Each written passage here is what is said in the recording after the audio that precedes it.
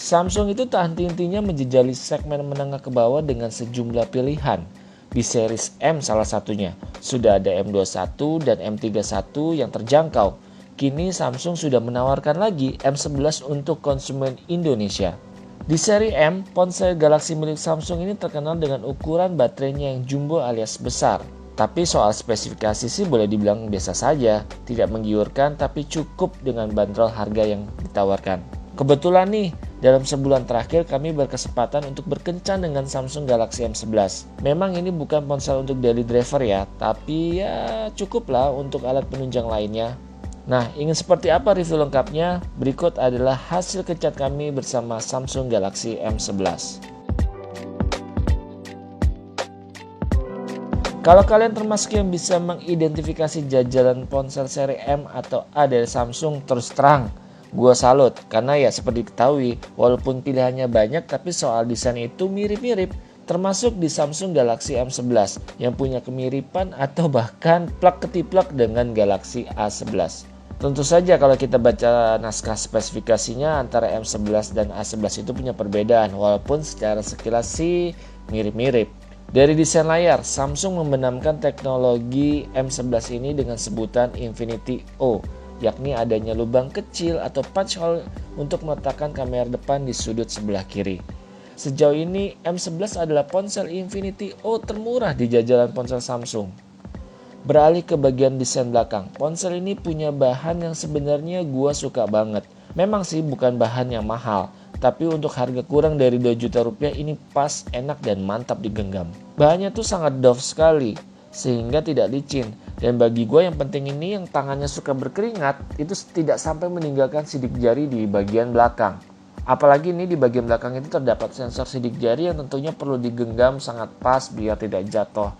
Kesimpulannya adalah Samsung Galaxy M11 ini punya desain atau bahan yang sangat enak digenggam walaupun bukan termasuk yang wow. Punya baterai besar bukan berarti membuat bodi dari Samsung Galaxy M11 ini bakal ikut melebar.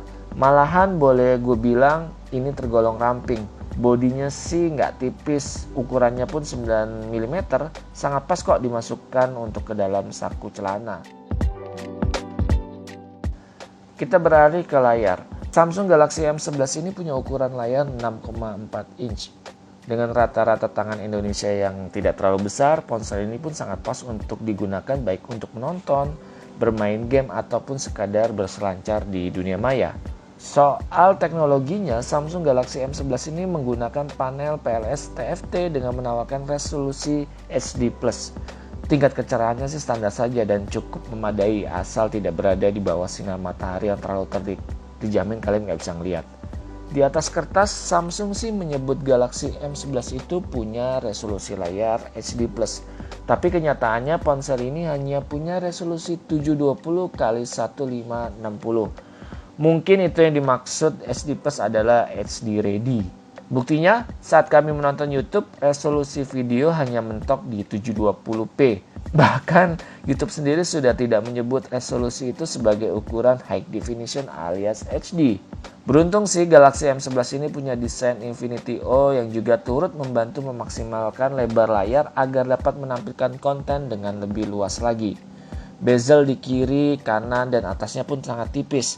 Tapi yaitu, di bawah masih agak tebal. Hal yang wajar sih untuk smartphone dengan harga 2 juta rupiah. Nah, untuk kamera, Samsung Galaxy M11 menawarkan triple kamera yang terdiri dari sensor utama 13 megapiksel, sensor 5 megapiksel dengan lensa ultrawide, dan depth sensor 2 megapiksel. Sementara untuk yang gemar selfie, ada kamera depan 8 megapiksel yang punya fitur live focus atau bokeh seperti pada kamera belakang. Dengan resolusi 13 megapiksel memang terlihat sangat ketinggalan zaman ya Samsung Galaxy M11 ini.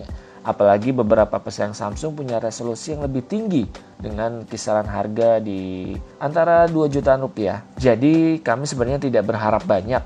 Buktinya hasil foto pun standar aja, tidak bagus, tidak juga dibilang jelek. Masih bisa diandalkan untuk memotret di luar dengan cahaya banyak, tapi payah banget ketika di low light.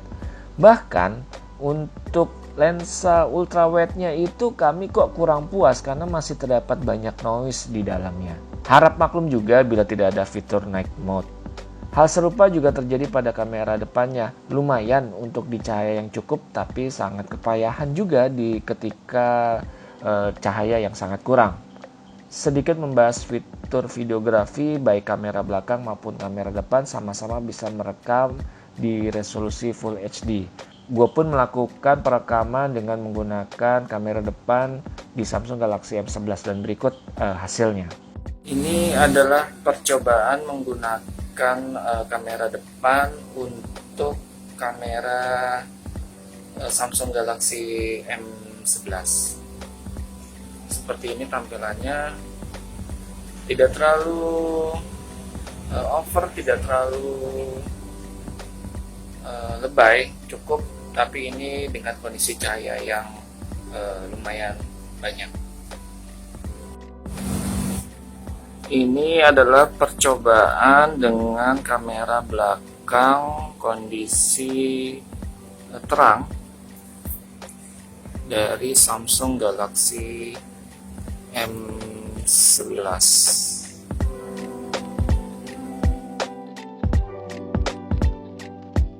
Ngomongin performa, Samsung Galaxy M11 ini didukung prosesor octa-core serta RAM 3GB. Untuk penyimpanan data, Samsung membenamkan storage berkapasitas 32GB, yang jika masih kurang bisa ditambahkan dengan micro SD hingga 512GB. Sudah termasuk cukup sih untuk ponsel seperti ini. Dengan spesifikasi yang ditawarkan tersebut, agaknya kurang greget ya bila menjadikan ponsel ini sebagai daily driver. Apalagi kalian yang punya kebutuhan mobilitas dan multitasking yang tinggi di perangkat. Samsung Galaxy M11 bisa kalian coret. Untuk bermain game pun seperti yang kami lakukan saat menjajal beberapa game populer seperti Call of Duty ataupun game yang agak ringan seperti Roblox, terbukti tidak maksimal dan sedikit keteteran. Jadi mau tidak mau kualitas permainannya ya harus diturunkan. Punya baterai 5000 mAh dengan fast charging 15 watt yang pastinya menjanjikan daya tahan ekstra. Samsung Galaxy M11 ini ketika pemakaian normal sehari-hari mampu bertahan hingga 2 hari. Sementara untuk diajak nonton film YouTube ataupun Netflix sanggup bertahan hingga 6 jam nonstop. Sehingga bisa disimpulkan, Samsung Galaxy M11 ini cocok untuk kamu yang menjadikan ponsel ini sebagai ponsel kedua, sekedar untuk menonton atau bermain games sebentar saja. Sementara untuk bermain media sosial atau berselancar di dunia maya juga pas kok, walaupun bagi kami masih ada yang lebih baik dengan harga segini. Bagi gua, Samsung Galaxy M11 ini tidak ada masalah sama sekali. Semuanya serba pas, kameranya pas, spesifikasi harganya pas, hingga harganya pun cukup pas. Tapi ponsel ini disarankan untuk digunakan hanya bermain media sosial atau menonton video saja karena ukuran baterainya yang besar tadi. Selain itu tentu saja keteteran dan tidak kami sarankan. Demikian hasil review Samsung Galaxy M11. Kalau kalian suka silahkan like. Kalau ada pertanyaan atau kritikan tinggalkan saja di komentar. Tapi yang penting jangan lupa subscribe channel Yuzon Indonesia.